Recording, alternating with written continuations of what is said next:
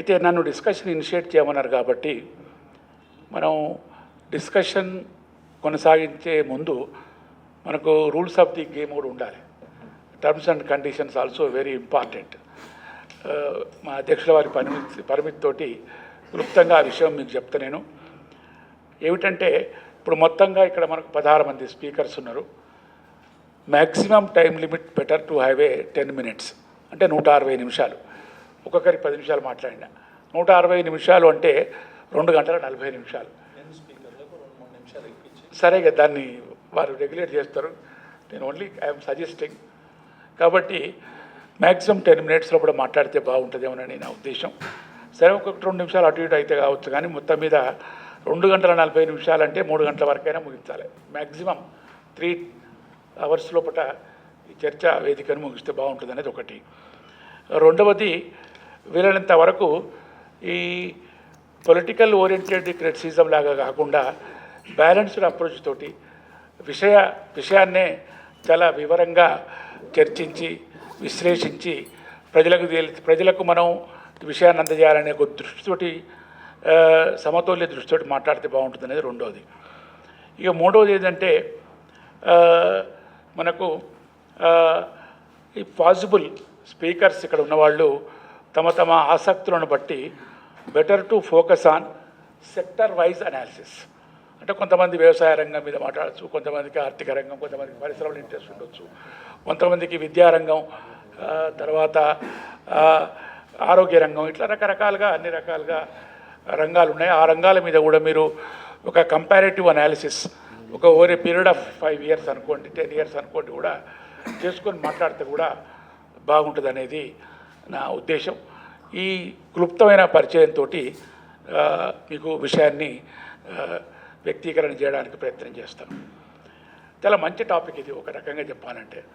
ఎట్లా అంటే ఏ దేశమైనా ఏ రాష్ట్రమైనా కానీ ఆ దేశం యొక్క రాష్ట్రం యొక్క సామాజిక లేదా సమతౌల్యం, ఇప్పుడు అభివృద్ధికి రకరకాల కాన్సెప్ట్స్ వచ్చినాయి, మీకు అందరికీ తెలుసు. ఎందుకంటే ఆర్థిక శాస్త్రవేత్తలు అన్నారు, ఇక్కడ సమతౌల్య అభివృద్ధి అంటున్నారు, సమ్మిళిత అభివృద్ధి అంటున్నారు, దీర్ఘకాలిక అభివృద్ధి, సస్టైనబుల్ డెవలప్మెంట్, ఇంక్లూజివ్ డెవలప్మెంట్, ఇట్లా రకరకాలుగా వచ్చినాయి.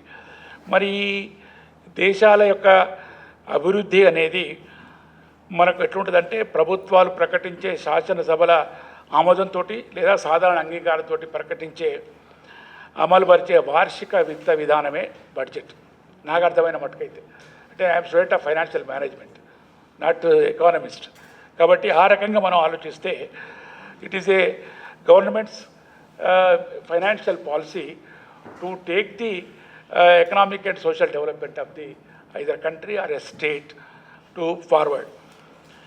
ఈ వార్షిక విత్త విధానం అనేది మనకు ఈ ఒక 3-4 రకాల ఫేజెస్ ఆఫ్ ప్లాన్స్ని దృష్టిలో పెట్టుకోవాలి. ఒకటి దీర్ఘకాలిక ప్రణాళికలు, అంటే 15 నుంచి 20 సంవత్సరాల పర్స్పెక్టివ్ ప్లాన్ అంటే మనం దీన్ని. రెండవది మధ్యమకాలిక మిడ్ టర్మ్ ప్లాన్, అది దాదాపు 7 to 8 yearsగా మనం డివైడ్ చేస్తాం. స్వల్పకాలిక కార్యాచరణ ప్రణాళికలు అంటాం మనం, యాక్షన్ ప్లాన్, దాన్ని మనం 3 నుంచి 4 సంవత్సరాలుగా ఉంటుంది. తర్వాత యాన్యువల్ ప్లాన్, ఇది వార్షిక ప్రణాళిక. ఈ రకమైన వాటిని దృష్టిలో పెట్టుకొని మనం ప్రణాళికల అమలును దృష్టిలో పెట్టుకొని విత్త విధానం కూడా రూపొందించాలి. దానికి అనుగుణంగానే బడ్జెట్ విధానం, బడ్జెట్ కూడా రూపొందించాల్సిన బాధ్యత అనేది ప్రభుత్వం మీద ఉంటుందనేది నా ప్రముఖమైన అభిప్రాయం. ఇకపోతే బడ్జెట్లో మనకు ముఖ్యంగా ఏ ప్రణాళికనైనా కానీ దృష్టిలో పెట్టుకుని కానీ దానికి అనుగుణంగా విత్త వనరుల కేటాయింపు, నిధుల విడుదల, నిధుల ఖర్చు, ఈ 3 చాలా ఇంపార్టెంట్ ఆస్పెక్ట్స్. అలొకేషన్, తర్వాత releasing of funds and expenditure, ఇవన్నీ కూడా నిరంతరంగా జరుగుతూ ఉండాలి. అదేవిధంగా సకాలంగా జరగాలి, టైమ్లీ జరగాలి. ఇప్పుడు ఫర్ ఎగ్జాంపుల్ ఒక ఇన్స్టిట్యూషన్కి కానీ లేదా ఒక యూనివర్సిటీకి కానీ ఒక కాలేజీకి కానీ ఫండ్స్ మనం అలాట్ అవుతాయి, ఇన్ని కోట్లు, ఫర్ ఎగ్జాంపుల్ 2 కోట్లు అలాట్ అవుతాయి, లేకపోతే 3 కోట్లు అలాట్ అవుతాయి. కానీ ఎప్పుడు రిలీజ్ అవుతాయి? మార్చి మంత్లో రిలీజ్ అవుతాయి. ఎప్పుడు ఖర్చు పెట్టాలి? వాళ్ళ అవసరాలు తీరే. ఇట్లా మనం దృష్టిలో పెట్టుకుంటే ఈ ఫండ్స్ రిలీజింగ్ కానీ అలొకేషన్ జరిగిన వెంటనే ఖర్చుకు అనుగుణంగా ఈ నిధులు కూడా విడుదల కావాలి, నిధుల ఖర్చు కూడా అప్పుడే మనకు అవుపడుతుంది. ఏది రిజల్ట్స్ అనేది మనకు ఫీల్డ్ మీద అవుపడతాయి ఫలితాలు. అంతేకాకుండా ఈ నిధుల కేటాయింపులోనే మనకు ప్రభుత్వం యొక్క ప్రాధాన్యతలు ఏమిటి, ప్రాధాన్యాలు ఏమిటి అనేది కూడా మనకు ప్రస్పష్టంగా తెలిసిపోతుంది. దేనికి వీళ్ళు ఇంపార్టెన్స్ ఇస్తున్నారు, వెల్ఫేర్కా, డెవలప్మెంట్ క్యాపిటల్ బడ్జెటా, లేకపోతే రెవెన్యూ బడ్జెటా, ఒక క్యాపిటల్ ఆర్ రెవెన్యూ బడ్జెట్కి ఎంత అలొకేషన్ ఉన్నది, దాదాపు మోర్ దాన్ 45 to 50%, 60% దాకా రెవెన్యూ బడ్జెటే పోతున్నది. జీతభత్యాలు, ఖర్చులు అవి ఇవే. ఇక నీకు డెవలప్మెంట్కి వచ్చేది 40-45. దాంట్లో మళ్ళీ వివిధ రంగాలున్నాయి. ఏది ఆరోగ్యం, విద్య, వ్యవసాయం, పరిశ్రమలు ఇవన్నీ ఉన్నాయి. మరి వీటన్నిటి కూడా ఎట్లా అలాట్ అవుతున్నది, అవి నిజంగానే ఖర్చు అవుతున్నాయా? అంతేకాకుండా ఈ బడ్జెట్లోని కేటాయింపులకు అనుగుణంగా ప్రభుత్వం అనేది విత్త నిర్వహణ, ఫైనాన్షియల్ మేనేజ్మెంట్ అనేది చేస్తున్నదా లేదా అనేది కూడా చాలా కీలకమైన సమస్య. కాబట్టి ఫైనాన్షియల్ మేనేజ్మెంట్ సరిగ్గా చేయకపోతే మనం ప్రశ్నించాల్సింది మనమే. పౌర సమాజం, పౌరులు, ఆర్థిక శాస్త్రవేత్తలు, మిగతా వాళ్ళంతా కూడా అడగాలి, ఏమైనా మీరు ఇట్లా ఎందుకు చేస్తున్నారు, మరి ఇది ప్రశ్నించాల్సిన అగత్యం, బాధ్యత అనేది మన అందరి మీద ఉన్నదనే విషయాన్ని కూడా మనం దృష్టిలో పెట్టుకోవాలి. అంతేకాకుండా ఇవాళ రేపు ఒక మిత్రుడు అన్నాడు నాతోటి, అసలు ఒకప్పుడు బడ్జెట్ మీద చర్చలు ఎంబడే జరిగేదండి రోజుల తరబడి.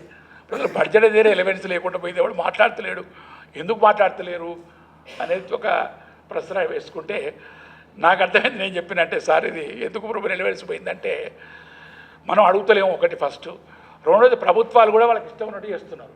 ఎందుకంటే నిధుల మళ్లింపు, ఓ పద్ధతి నుంచి ఇంకో పద్ధతికి మార్చడం, ఇట్లా రకరకాలుగా వీళ్ళు ఫైనాన్షియల్ మిస్మేనేజ్మెంట్ కూడా చేస్తున్నారు. ఈ ఫైనాన్షియల్ మిస్మేనేజ్మెంట్ వల్ల కూడా అసలు బడ్జెట్ అంటే అసలు వేస్ట్, దీని మీద మాట్లాడుతుండగా అనే ఒక అభిప్రాయానికి మన వాళ్ళు చాలామంది రావడం జరిగింది. అది కూడా చాలా దురదృష్టకరమైన విషయం. మరి వీటన్నిటి కనుక మనం దృష్టిలో పెట్టుకుంటే బడ్జెట్ అనేది మనం విస్మరించాల్సిన విషయం కాదు. దీని మీదనే మనం మొత్తం ఆర్థిక వ్యవస్థ, ఆర్థిక అభివృద్ధి, మానవ వనరుల అభివృద్ధి, హ్యూమన్ క్యాపిటల్, లాంగ్ రన్లో హ్యూమన్ క్యాపిటల్ను, హ్యూమన్ రిసోర్సెస్ను డెవలప్ చేయాలంటే ఎడ్యుకేషన్ అండ్ హెల్త్ సెక్టార్ మీద కనుక మనం ఖర్చు చేయకపోతే అది చాలా ఘోరంగా లాంగ్ రన్లో దెబ్బతింటుంది. ఇప్పుడు జరుగుతున్నది అదే. మనకు క్రమంగా అది దాని దీర్ఘకాలంలో దీని యొక్క ప్రభావం అనేది చాలా విపరీతంగా ఉంటుందని మనం గుర్తించాలి. కాబట్టి ఎలాగూ నాకంటే ఎక్కువ నాలెడ్జ్ ఉన్నవాళ్ళు, ఆర్థిక శాస్త్రవేత్తలు మిత్రులు ఉన్నారు, వాళ్ళంతా కూడా ఈ విషయం మీద మాట్లాడతారని ఆశిస్తూ మనం అనుకున్న ఈ మొదలు అనుకున్న రూల్స్ ఆఫ్ ది గేమ్ను అందరం పాటిస్తామని ఆశిస్తూ నాకు ఈ అవకాశం ఇచ్చిన వికాస్ సమితి వాళ్ళందరికీ కూడా మరొకసారి ధన్యవాదాలు, కృతజ్ఞతలు. Thank you very much.